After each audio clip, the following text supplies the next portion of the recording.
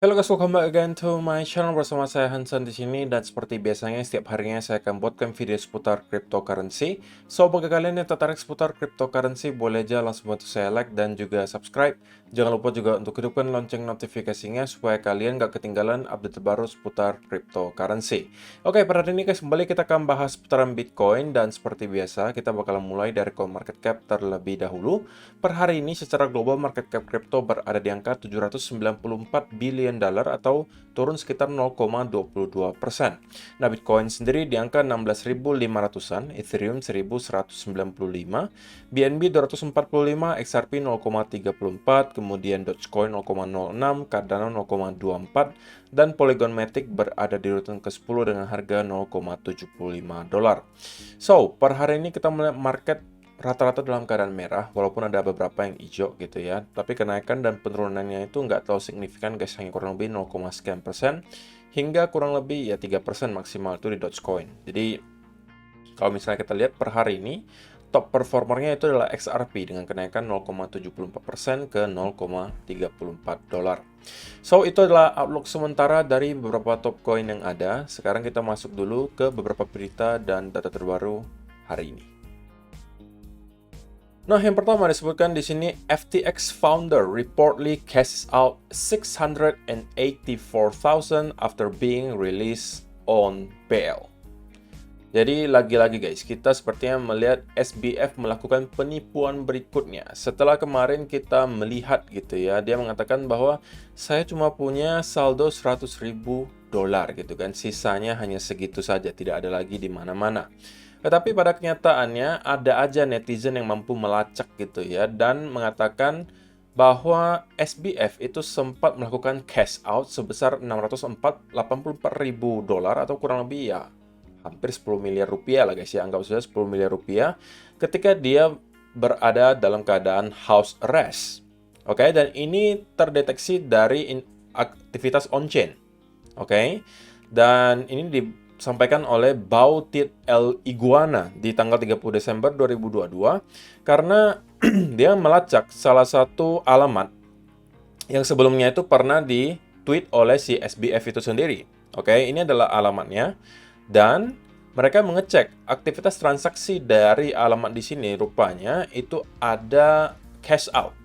Did disgraced crypto founder Sam Bankman-Fried just cash out 684,000 to a crypto exchange in the Seychelles while under house arrest? His release conditions are that he not spend more than 1,000 without permission from the court. Jadi sebenarnya sudah ada dikasih peraturan gitu ya. Dia boleh bebas asalkan dia tidak boleh spend lebih dari 1.000 dolar. Oke, tapi dia baru saja cash out 600.000 dolar kurang lebih guys. Oke, jadi itu menunjukkan sekali lagi betapa bobroknya gitu ya hukum. Tidak hanya di Indonesia, ternyata di luar negeri juga sama guys. Selama kalian ada uang, kalian aman. Gitu ya. Jadi sepertinya SBF ini ya nggak bisa lagi lah kita percaya gitu ya sebagai orang yang harus kita percayakan aset kita ke dia gitu ya. Karena dia udah terbukti berkali-kali melakukan penipuan, tapi karena ya dia punya uangnya sangat banyak, dia aman. Gitu ya. Jadi itu adalah intermezzo saja untuk hari ini gitu ya. Berita ringan pertama untuk kalian. Yang kedua, BlackRock gives bankrupt Bitcoin miner Core Scientific new $17 million loan. Untuk kalian yang belum tahu, BlackRock itu salah satu perusahaan terbesar di dunia, oke, yang berada di bidang jasa investasi dengan total aset under management itu kurang lebih 10 triliun dolar dan mereka kembali meminjamkan perusahaan penambang Bitcoin yang kemarin itu sudah menyatakan bankruptcy bernama Core Scientific sebesar 17 juta dolar. Sebenarnya BlackRock sendiri itu memang sudah menjadi investor ya di BlackRock. Disebutkan di sini BlackRock, which already was Core's largest shareholder, previously held 37.9 million of the minor secure convertible notes. Jadi mereka sebenarnya sudah menjadi investor memang. Tapi karena memang lagi bermasalah, sepertinya BlackRock juga harus turun tangan dan kembali meminjamkan mereka kurang lebih 17 juta dolar yang harusnya ini akan mereka jadikan sebagai modal lagi ya gitu ya untuk meneruskan operasional mereka sembari menunggu tentunya bull market kembali. Dan kalau misalnya gitu ya kita melihat perusahaan-perusahaan penambang lainnya juga misalnya mendapatkan hal yang sama, artinya mereka juga mampu misalnya mendapatkan pinjaman-pinjaman dari perusahaan-perusahaan besar seperti mungkin salah satunya adalah BlackRock, maka ini bisa jadi adalah sebuah berita baik juga guys. Kenapa? Karena ketika ada suntikan dana baru untuk mereka, maka sekarang mereka tidak lagi harus terpaksa menjual semua Bitcoin yang berhasil mereka tambang, dan at least mereka mempunyai pinjaman uang untuk terus beroperasi mungkin sampai beberapa tahun ke depan gitu. Jadi saya tentunya berharap gitu ya bahwa para penambang Bitcoin lainnya juga at least gitu ya masih mampu mempertahankan operasionalnya tanpa harus menjual semua Bitcoin yang mereka berhasil tambang. Karena kalau sampai semua penambang melakukan hal tersebut, sekali lagi akan sangat sulit bagi kita untuk melihat Bitcoin mendapatkan rally yang signifikan karena selalu saja ada selling pressure yang datang dari para penambang. Karena kan mereka menambang setiap hari guys. Oke? Dan setiap hari mereka menghasilkan Bitcoin, dan kalau setiap Bitcoin yang mereka hasilkan selalu mereka jual, ya tentunya selling pressure itu selalu ada setiap hari gitu.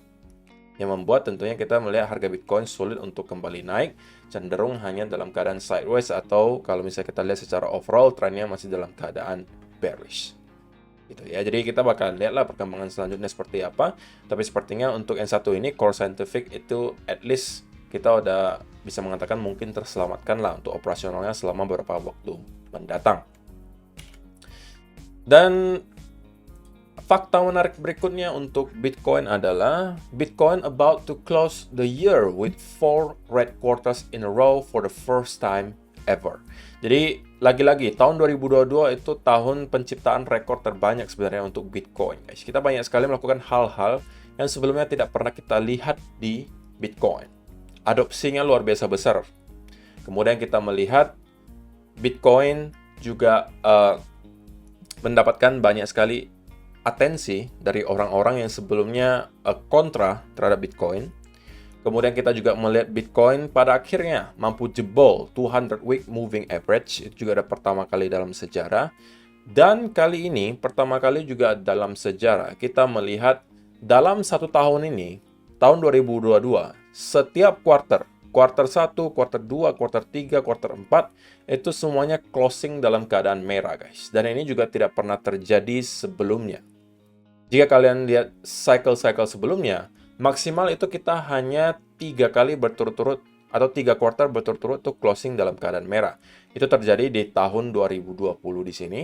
Oke, kemudian di tahun 2014 dan 2015 di sini, di mana kita 3 kuartal berturut-turut itu dalam keadaan merah, tapi sisanya itu hijau guys. Oke, kita tidak berkali-kali 4 kali berturut-turut merah, tapi 3 kali kemudian hijau lagi, 3 kali kemudian hijau lagi.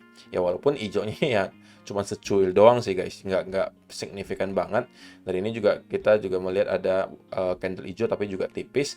Tapi ya itu tidak mengubah fakta bahwa kita melihat sejarah baru kembali tercipta di Bitcoin, di mana ada 4 kuartal berturut-turut itu berada dalam keadaan merah. Apakah ini berarti pada akhirnya di kuartal 1 2023 kita akan melihat Bitcoin closing quarterly candle dalam keadaan hijau? Maybe, gitu ya. Dan ya, kita bisa melihat bahwa sampai sekarang tentunya volume masih sangat kecil, guys. Dan saya expect juga memang baru awal tahun nanti, di 2023, kita bakal melihat volatility akan kembali datang. Untuk masalah closing akan hijau atau merah, mungkin nanti juga akan tergantung dengan berbagai kondisi. Salah satunya mungkin adalah nanti juga kebijakan yang akan dilakukan oleh The Fed dan juga interpretasi pasar terhadap data-data terbaru yang nanti akan muncul di tahun 2023. Terutama dari mungkin data inflasi dan juga data tingkat pengangguran. Dan juga yang terakhir, ini kembali sebagai reminder untuk kalian semua yang merupakan holder gitu ya. Ini ada satu kesalahan besar yang dibuat oleh seseorang bernama Thomas Randolph. Dia udah beli Bitcoin dari tahun 2011 guys. Ini adalah tweet dari 15 Juli 2011. Jadi berarti dia udah beli Bitcoin sebelum Juli 2011 gitu. Well, Bitcoin has stabilized at almost exactly $14 per coin. I'm tired of waiting for a jump, so I'm taking the loss and getting my cash back. Jadi dia melihat Bitcoin itu hanya ranging sideways saja. Di kurang lebih area $14 per satu koinnya ya guys, $14. Dan dia udah capek katanya untuk menunggu Bitcoin kembali naik harganya, sehingga dia bilang ya udahlah saya jual dalam keadaan loss sedikit dan ambil kembali cash saya. Bisa kalian bayangkan kalau misalnya dia hold sampai sekarang, satu koinnya dia cuma dapat $14 per koin. Saya yakin mungkin dia bisa belinya sampai ratusan koin gitu. Kalian tinggal hitung saja berapa uang yang dia loss gitu. Oke. Jadi kalaupun gitu ya, kalaupun misalnya kalian merasa gitu ya, perlu cash out gitu, kalian perlu uangnya. Saya rasa cara terbaiknya gitu ya, kalau memang kalian terpaksa untuk menjual adalah tidak menjual semua guys. Kalau saya jadi dia, mungkin saya juga akan lakukan hal yang serupa gitu ya. Kalau misalnya nih, saya katakanlah saya akan menjual karena terpaksa misalnya, saya harus punya cash gitu.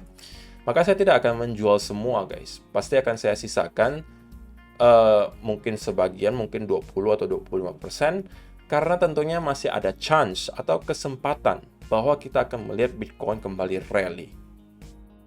Gitu ya. Jadi sekali lagi, ketika kita berada di bottom bear market, salah satu hal utama atau musuh terbesar yang harus kalian hadapi adalah rasa bosan. Bukan lagi penurunan harganya seperti yang terjadi pada si Thomas Randolph. Dia bukan soal harganya turun lagi dia mau jual, tapi karena dia udah bosan nunggunya gitu aja.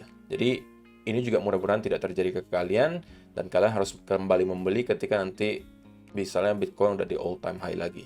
Gitu ya. Jadi itu adalah beberapa data dan berita hari ini yang pengen saya sampaikan untuk kalian guys. Sekarang kita masuk ke chartnya Bitcoin dan kita langsung masuk ke time frame kecil aja lah guys.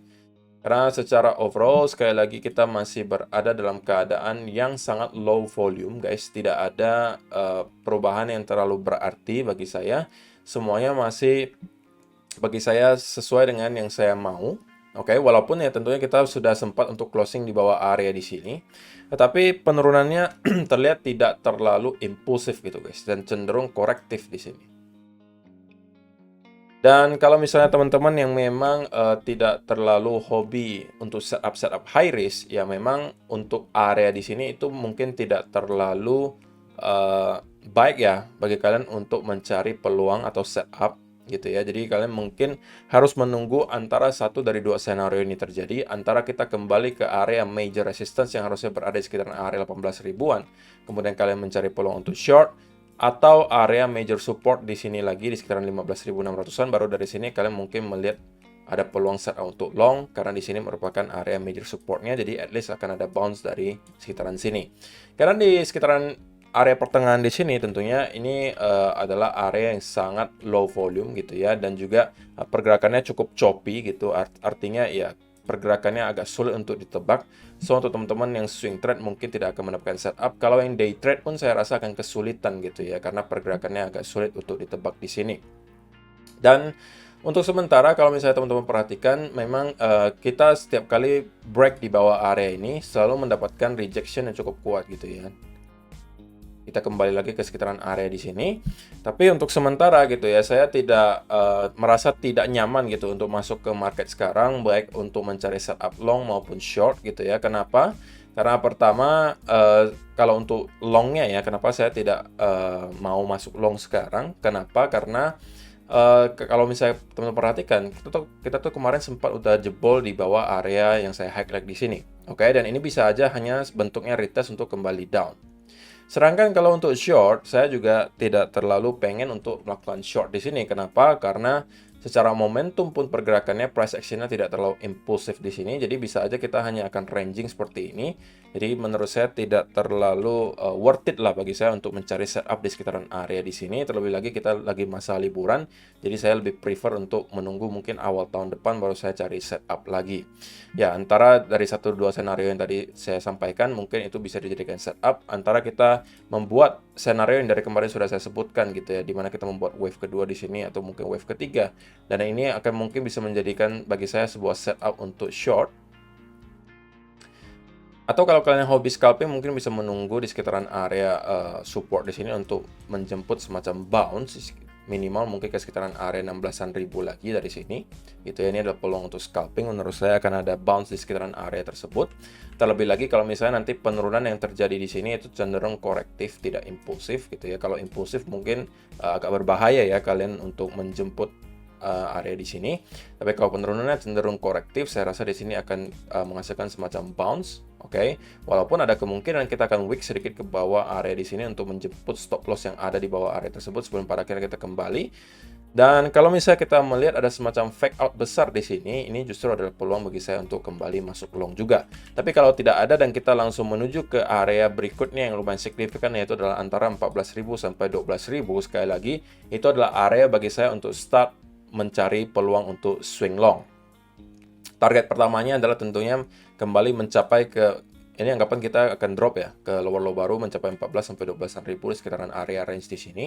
Ini adalah peluang saya untuk mencari setup untuk swing long, menargetkan minimal ke area trendline lagi yang sudah tercipta di sini guys. Oke, minimal trendline di sini. Baru kalau misalnya kita nyentuh lagi, ini kita akan lihat apakah kita pada akhirnya mampu jebol di atas area tersebut atau kita akan kembali ke reject dan kembali membuat lower low baru. Kalau memang ada indikasi bahwa kita akan kembali ke reject, maka mungkin saya akan targetkan maksimal sampai di sini. Tapi kalau kita mampu breakout dari area tersebut, maka dari sana saya mungkin akan hold lebih panjang karena menurut saya kalau kita sampai mampu jebol di atas trendline di sini, maka next targetnya minimal akan nyampe ke sekitaran 21.000, 25 atau bahkan 28 sampai 30.000 dolar. So, saya rasa itu aja sih yang perlu saya sampaikan untuk video hari ini guys. Semoga bermanfaat untuk kalian semua. Terima kasih yang sudah menonton sampai selesai. See you in the next video. Bye-bye.